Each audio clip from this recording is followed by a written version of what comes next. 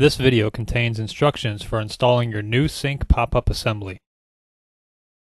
First, remove the stopper and the rim from the body. The rim can be installed in one of two ways. You can use the included rubber washer, or you can use plumber's putty if it is available. We recommend using plumber's putty, as this will create a longer lasting seal. Next, screw the body to the flange from the underside, making sure to use the included gasket. Hand tightening is sufficient here, as the larger washer and nut in the next step will compress the washer, giving us our seal. Now screw on the nut and washer. Make sure the pivot rod hole is facing the rear of the sink before tightening down the nut. Next, reinsert the stopper. At the bottom of the stopper is a hole that the pivot rod will go through. This hole must be facing the rear of the sink.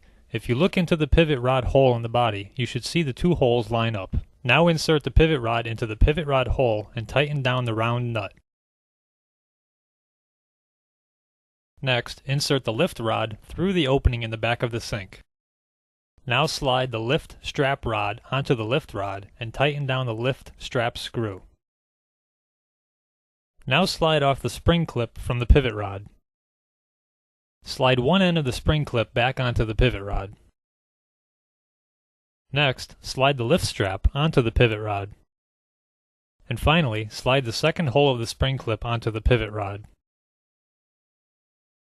Now test the assembly to make sure there is no binding of the parts.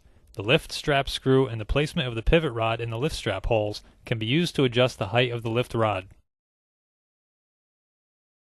Now we can install the tailpiece, making sure to use Teflon tape on the threads to avoid any leakage.